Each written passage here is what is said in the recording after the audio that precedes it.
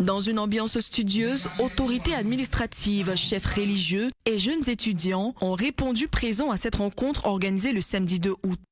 Docteur en histoire des relations internationales, le professeur Arthur Banga a déroulé une réflexion riche sur la paix sociale, la cohésion nationale et les défis du développement. Pour lui, l'heure n'est plus aux divisions, mais à la participation constructive. Voter plutôt que se laisser entraîner dans des violences inutiles. La première, c'est l'enjeu de l'élection. L'élection, c'est pas le moment de la bagarre, c'est pas le moment de la destruction, mais c'est le moment de choisir ce que nous voulons, quelle Côte d'Ivoire nous voulons pour 5 ans. Il faut qu'ils entendent des projets, qu'ils écoutent ces candidats et qu'ils choisissent à partir de ça le meilleur pour eux. Et que ce soit plutôt un moment de projection plus que des moments d'inquiétude, qui ne tombent pas dans les sirènes de l'anxiété, dans les sirènes de la destruction, mais plutôt que ces élections-là soient un moment d'espoir. Et deuxième chose, pour ce faire, ça dépend en grande partie d'eux. J'entends souvent que la jeunesse et les populations sont manipulées. C'est parce que peut-être elles doivent maintenant faire preuve de responsabilité. Et la responsabilité passe justement par comprendre sa conscience, avoir conscience de son rôle.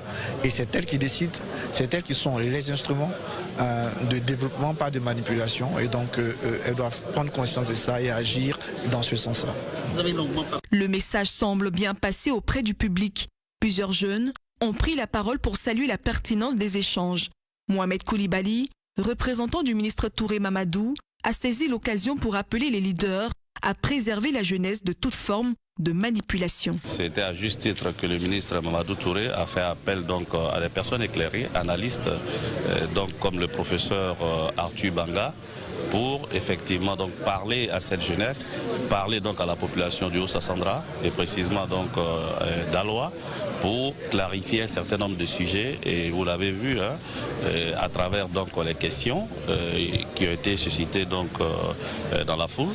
Beaucoup en tout cas ont eu à poser des questions. Donc c'est dire combien des fois l'actualité donc l'exigeait. Et donc je voudrais remercier le ministre Mamadou Touré qui a su lire donc dans véritablement le fil donc de l'actualité et il a compris que cela s'imposait. À la sortie de cette conférence, je retiens comme quoi, à l'approche, bien disons 90 jours avant les élections, le débat est ouvert à tout opposant ou tout parti politique pour le dialogue et pour le bon déroulement des élections présidentielles 2025.